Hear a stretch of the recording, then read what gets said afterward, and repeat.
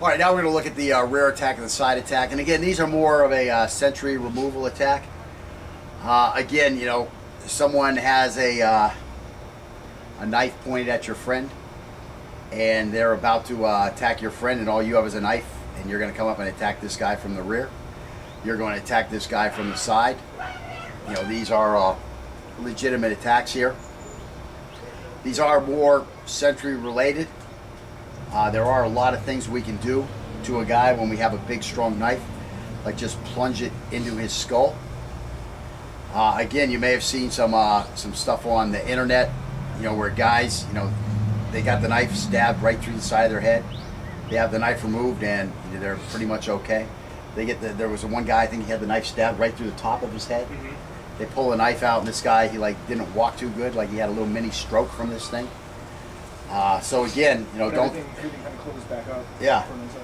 Yeah, don't think that this guy is just gonna freaking die because you do those kind of things. You know, there's other things you have to do, and unfortunately now you have your knife stuck in his skull. So you know, while it seems like a good idea, and you've got, you know, a big strong knife that you've seen YouTube videos of a guy smashing it through the hood of a car and severing bones with and shit like that, it's just not a great idea, because if you have luck like me, you know, the knife's going to get stuck in the bone, and you're going to be fighting to get this knife out.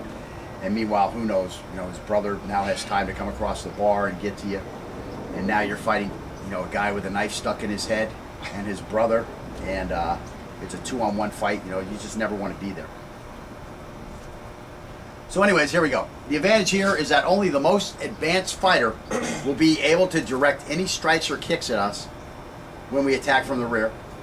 And we can further debilitate the threat by taking away his base. Oh, you know what? We forgot to do the stepping on the leg thing. I figured that was coming. So anyways, we're going to quickly grab the head or back of the collar with our empty hand and pull back hard enough that the threat starts to fall back. This will keep him from trying to ball forward, which would give him the opportunity to protect his throat while yelling. We're going to slash the throat wide open. A simultaneous shin kick, which we'll look at now, to the back of the knee joint may be required if the opponent is much taller than us. We're going to mount as he falls and finish the job as necessary. Again, a big club or a rifle butt stroke to the back of the head would work better here, you know, as long as the loud clunk isn't a problem. And again, we're talking about sentry removal. And again, you know, if we're talking about sentry removal, well, you should have a pistol with a silencer. Or, you know, have your Overwatch guy dropping one in the back of his skull from a couple 100 meters away. So anyways, we'll look at this anyways. It's a nice thing to have in the toolbox. Right there. Okay, so again, can I just walk up to this guy and boom, slash him like that? Yeah, I could. Can I just walk up to this guy and start hammering him here and then take his throat? Yeah, I could. But let's add a little skill to it. So again, I'm going to come up, I'm going to grab this guy like this around the head, grabbing his neck. I'm going to hit this leg here, and now I'm going to take it.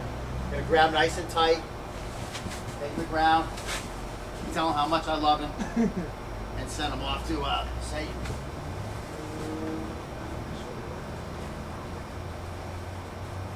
So anyways, that's basically it. So we would be like this. We'd sneak up behind this guy.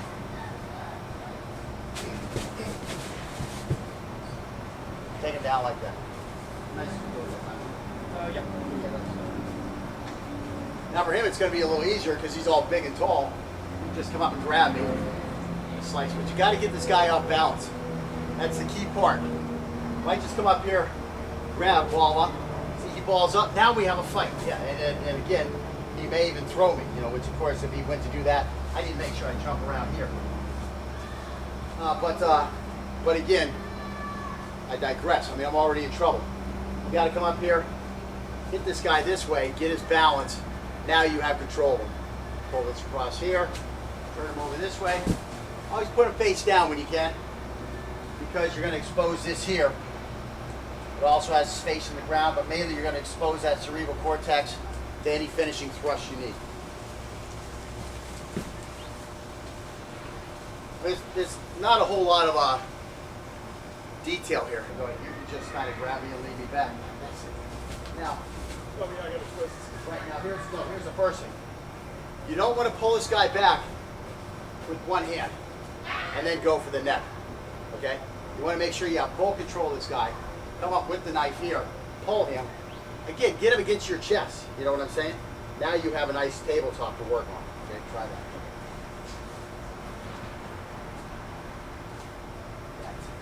Now you want to change one thing. Go ahead and stand up here.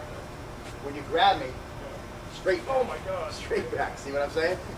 See, that's the thing. He had an oh my God moment. So you want to, you don't want to hit down on this guy. When you grab him, it's got to be immediately back and into your chest. You don't want him to fall on the ground because then his neck is going to be down there. You're going to have to chase it. You want to pull this guy right onto your chest, slash, and again, use two hands. Don't try to pull one and cut at the same time. You're trying to cut a moving target now. And you're also pulling him only on one side. Maybe he, just has a natural ability. He's a judo man. He's a jiu-jitsu man, and he automatically spins like this. Now your cut's only on the back of his neck. Now he has a chance to grab you. He has a chance to sound the alarm if that's the situation. So you have a lot of things you got to worry about. Break this guy's in jiu-jitsu and judo we call it kazushi. Okay, you want to break his kazushi, which is his balance. Okay, so again, come back up in front of the neck. Again, I can come up here and hit him here and pull it. Now this is a timing thing where I'm going to hit here and then pull him. Okay, or again for him where he's so tall, just come and pull him. See where I get to have to take that step? I mean, if I move, he's going to fall. That's when you know you've broken the kazushi, is if you move, he falls.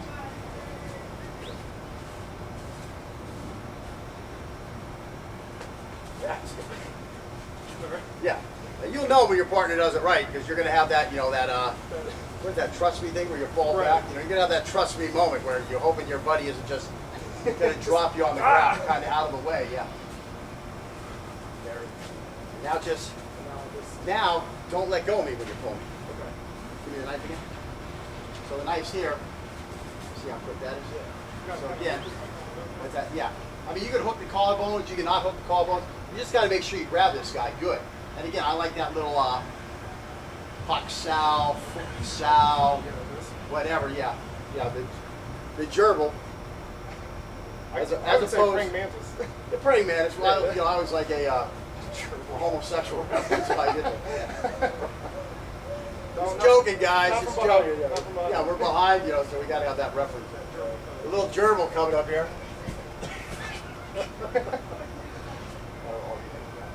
So anyways, again, you just want to come in here real quick, get the best grip you can, enough to pull this guy back, and look, the knife's right there. I don't want to release him when I do this. I don't want to pull, have my hands up, bring my hands back down and cut. I just want to come up, boom, and cut. And again, you don't have to be nice to this guy. Hit him in the face when you come across. When you're here, bam, smash his face, grove his throat. But it's got to be done in a split second.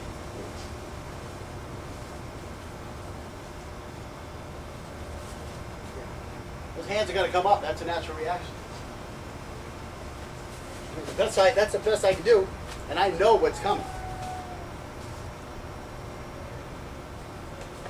There it is. Now that's what I'm talking about. There it feels like one continuous motion. Good. And Musashi talks about a continuous cut. This is what he's talking about. He doesn't mean a continuous cut. He means a cut where the momentum is continuous, so that there's not that stop and start before you get going again. I don't care how other people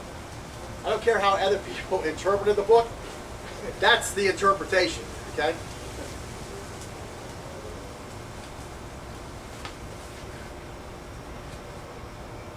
I mean, he'll talk about a continuous cut, and I'm reading the book, and I'm like, Miyamoto, that's at least 3 cuts. It can't be a continuous cut. It took me time.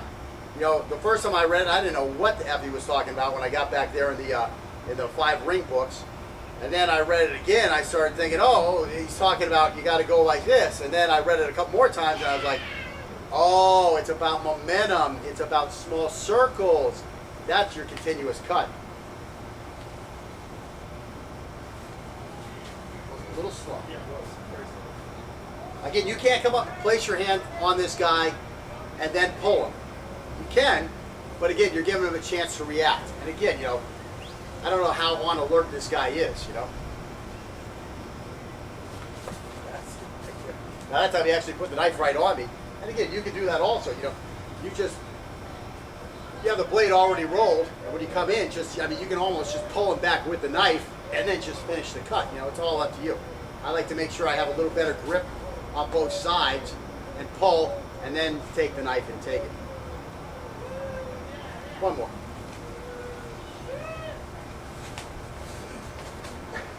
That's the best I could do right there. He did an excellent job of pulling me back. I mean, I was stuck. I actually thought I was going to have a chance to ball up on him. I didn't have a chance. I mean, everything was broken. Right. And again, low is the secret here. Low is the secret here. You watch these Eskrima masters. You know, these Filipino Eskrima masters. Man, they're down here like this. You know, this serratus system. You wonder what the hell are they doing way down there? They're where they really need to be in a real fight. That's all I really can say. All right.